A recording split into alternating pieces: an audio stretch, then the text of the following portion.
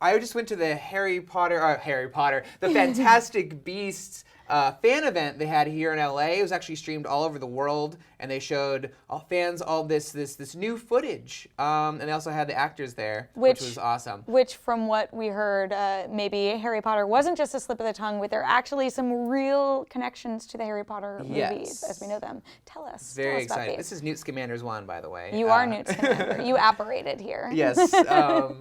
So what was really awesome about the footage is that the movie starts like 10 minutes, first 10 minutes of the footage, right? It starts and it shows Grindelwald's, like, I guess it was his fortress, then it became his prison later, but I guess at this point in the timeline, it's his fortress. And we'll just pause there. Grindelwald, if you don't remember, we will learn about him throughout the Harry Potter books and movies, but really in the Deathly Hallows, where he was Dumbledore's close friend as a child turned enemy, and a lot of their history is explored. So very important character to sort of the mythology of Harry Potter. He was sort of the precursor to Voldemort. Like, he was the big guy, wizard, like threatening Muggles and sort of taking over the magical world before Voldemort. Then Dumbledore beat him. And Dumbledore, it's like Dumbledore's gay lover. Yeah, it's super sexy. It's super sexy. Yeah.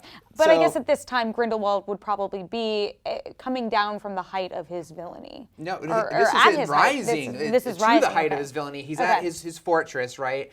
And there's 5 wizards sort of like slowly creeping up to his fortress with like their wands lit. Then this one giant wave of magic just annihilates them and kills them all. And then it cuts back and you see Grindelwald from behind, sort of like the blonde hair. I thought he was a ginger, but I guess he's blonde. And then that sort of like sets the tone for the movie. And then it goes off on this reel sort of like newspaper headlines of saying like Grindelwald strikes again and like Grindelwald rising in power and then it transitions from over there in the UK to America, to New York City, and talking about how like there's a ban on magical creatures and like there's unrest with no mages and stuff, and then we see Newt.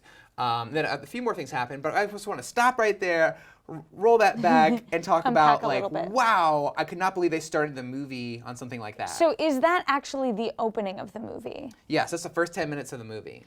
Do you think that, because the Grindelwald revelation is like a really big deal and the most firm connection that we have between the Fantastic Beasts movies to the Harry Potter films, do you think that that's just like set dressing? Do you think that's just sort of explaining the state of the wizarding world when we jump over to America? Or do you think Grindelwald could be like the main villain for these movies? How many movies we'll get to in a minute.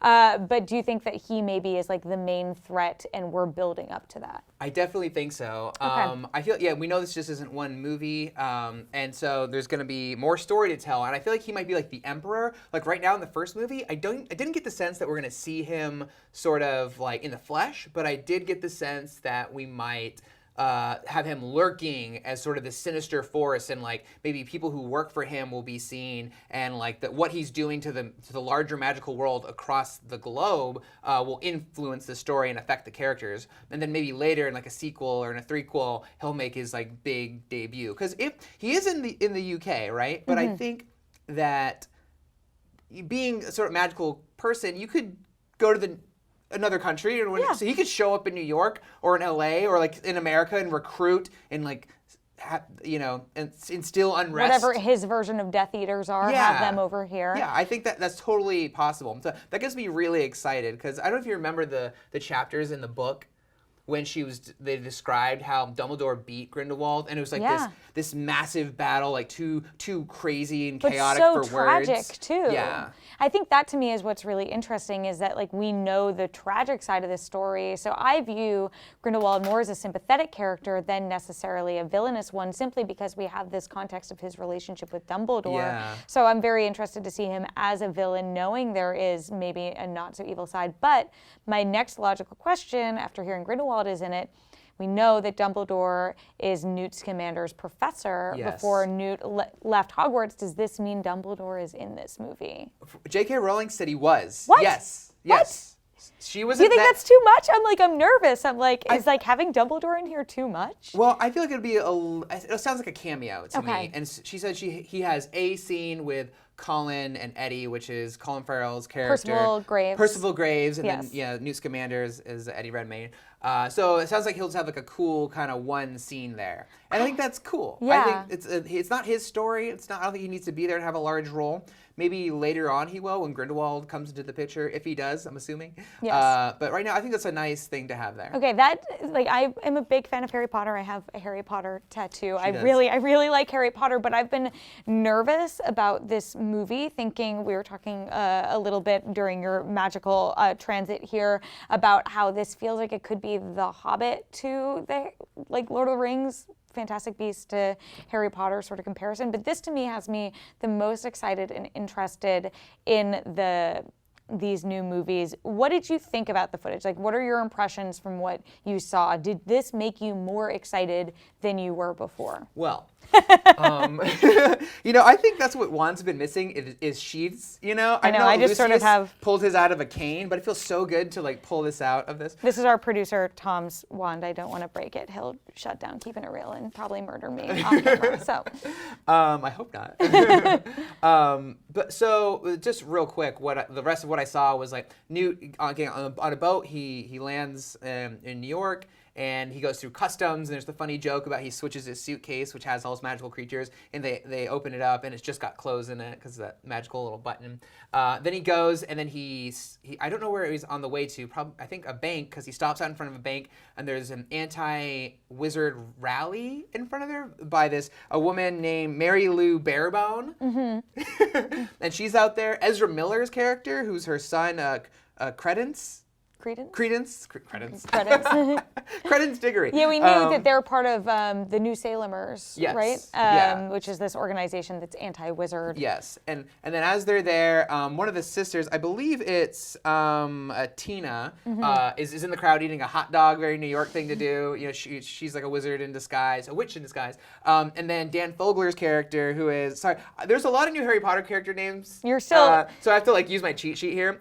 With Jacob Kowalski. Who is a nomad. Yeah, who's a nomad. He sort of bumps into Newt and drops his case, and they do the switcheroo accidental, and then so he goes on into work into the bank with the thing of magical creatures, and then Newt's left with his.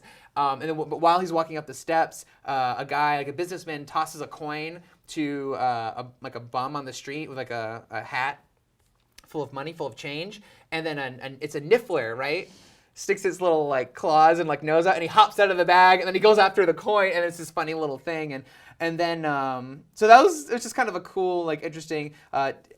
Eddie Redmayne doesn't really like grab you as Newt, although I'm not sure if he's supposed to. He's very kind of like timid and funny and a little awkward. So. But it seems like interesting, like ground they're setting for the movie. But also at the same time, I thought the inciting incident for the movie was gonna be. Newt coming there and like have his case, and then it opens, and then a big monster gets out, and then it's running around destroying New York City, and they have to like catch it and everything else that got out. Yeah, that's what I assumed too. That's not quite what's happening, because if you remember from the trailer, there's this a shot of Colin Farrell up on this like ledge, and there's like a house that's been like destroyed, and there's like one wall standing. That had already happened before Newt got there, because then they cut to him standing in that rubble. And there's these guys, these muggles, some nomads, talking about what did it. So they're saying also we've seen it in the trailer, it's like this big dark matter thing with like red energy. That's like going through the city? Yeah. So they're saying, well, that's what did it. And then while, when... So maybe they need Newt to capture it. Yeah, I think they'll like recruit him to help get that in. And while Colin's there, it like shakes the ground, and it's like still there, and then it like escapes and like dives under the subway tunnels. So it was very interesting. So are you more excited now than you were before? Yeah, and then after that, they showed sort of just a quick flashes of other scenes that happened later in the movie, and a lot of them were of Colin Farrell just doing magic, and some like really sick-looking magic, and he's like in a subway tunnel, and he's doing this like lightning that's like arcing off his wand, and I was like, what's going on here? Is there a more Harry Potter name than Percival Graves? Percival was also one of Dumbledore's names. It was like Albus. Percival Wulfric Brian Dumbledore. Yes. So maybe there's a connection there. Maybe. And we've seen. Oh, also they showed Ezra Miller holding the Deathly Hallows necklace. Oh, really? Oh my God! I know, right? And then we also seen Colin Farrell's poster, his character poster, also has the Deathly Hallows necklace. Yes, which we we saw also that. know is the symbol of Grindelwald and Dumbledore. It was like their secret Yeah. thing together. So maybe it's a Grindelwald connection. Maybe. Okay, so are you excited though? What is your am reaction excited. to Here's seeing the this? thing. I think I'd like it almost no matter what, just because Okay. it's Harry Potter. I think just seeing these teases, I feel sufficiently teased. I'm more excited than I was going into it because I didn't know what to think about the movie, didn't know what it was going to be about, didn't know anything about the tone. But I feel it's got kind of a funny, silly tone. It's got this dark sort of overlord wizard we do already know about sort of hanging over it. And there's all these cute little magical creatures. So I'm actually excited for it now. I do reserve full judgment to actually seeing it, but I'm in much better spirits than I was before I saw it. Yeah, knowing that Grindelwald is involved definitely has me a bit more excited. We definitely want to know what you guys think based on what Joshua has described that he's seen. Are you more intrigued now that you know there's more than just magical creatures in this movie? So let us know.